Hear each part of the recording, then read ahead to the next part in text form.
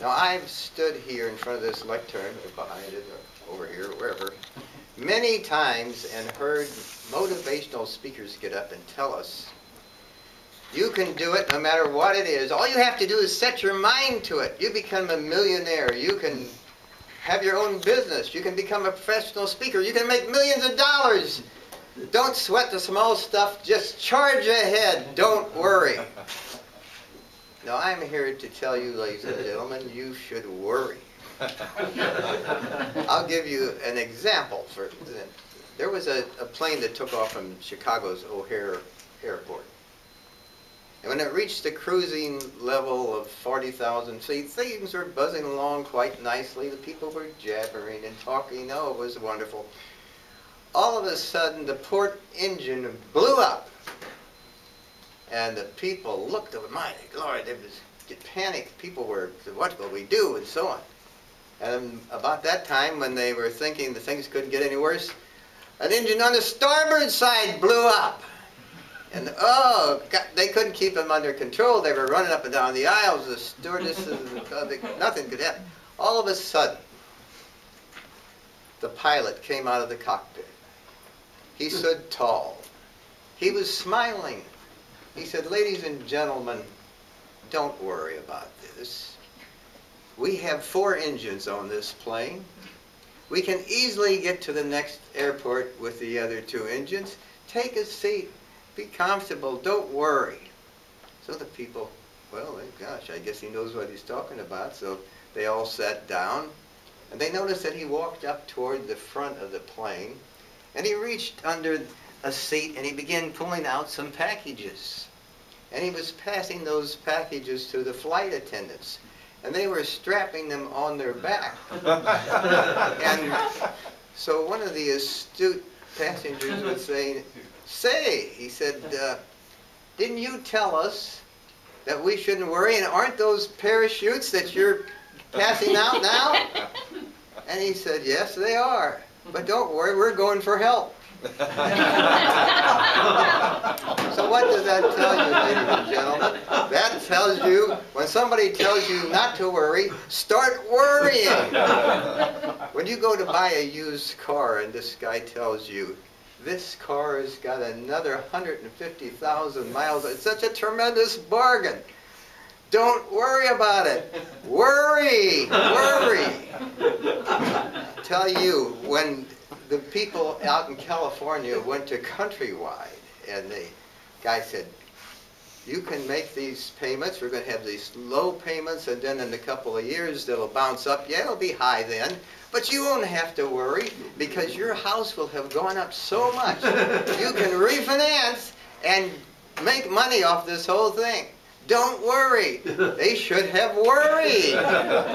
When the stockbroker told you that if you buy GM stock or something like Citicorp, these companies are solid as a rock. They're better than money in the bank. It's fantastic. Buy these and you won't have to worry. You should have worried. So I'm telling you, now you may call this something else other than worry, but it all boils down to a simple thing. It's worry. Now, it's not enough just to worry. I have to say that. You have to also decide to do something about it. You just can't go sit in a corner and cry about, oh, woe is me, things are terrible, oh, God, I think I ought to kill myself. No, you don't want to do that, obviously. What you want to do is sit down and make a list of things you want to worry about. And don't put down anything that you can't control. Don't put down something that you have no control over. Don't put down, we have to do something about the Russians invading Georgia. You can't do anything about that. In fact, I was listening to the radio today, and a woman called in and she said, what are we going to do about the situation in Georgia? It's terrible. The government's got to do something immediately. And the guy said, well, I'm not sure what we can do about it here, lady. He said, well, my son lives in Atlanta. We're going to have to do something about this situation. Some people are not very well informed, you see. But anyway, you sit down and you make this list. And the most important one first, obviously, and you and the wife, or husband, whatever, and decide what you're going to do about it. and then take action appropriately. Now, some people are paid to worry. You know who those people are that were paid to worry? Those are known as accountants. Brandt-Worry's not here. Or auditors. They're paid to worry.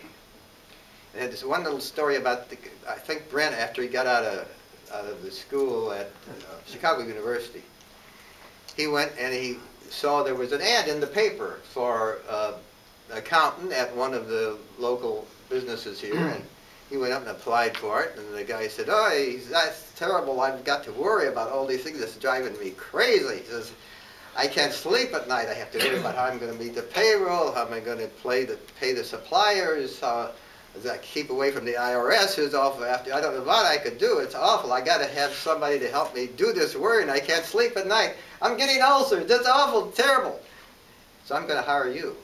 So he said, "Well, I've looked at your books and everything," and he said, "I think I could probably take the job, but how much do you like to take on a monthly salary out of this particular payroll? What would you personally want?" And he said, "I think I'd like to have about $15,000 a month." And Brent said, "Well, I don't think you can afford to pay you that much." He said, "Well, that's your first worry." So anyway, I don't think Brent took that job. I think I don't blame him for that. So there is, those people do have a worry though. They worry that you won't worry enough. And they also worry that this tax code might be simplified. That is their chief worry. If they simplify the tax code, we won't be going to them to do our taxes anymore, so that's a terrible thing. So ladies and gentlemen, I want to tell you here and now that don't listen to those people that tell you shouldn't worry. How many businesses do you think who were the pie in the sky kind of people that said, "They just charge ahead, don't worry about those things, everything will be okay"? How many of those businesses do you think are still around? Sweat the small stuff, sweat the big stuff, do the worrying, because the businesses that worried, the people who considered all the aspects and did something about it, those are the businesses and those are the people who are successful. Mr. Toastmaster.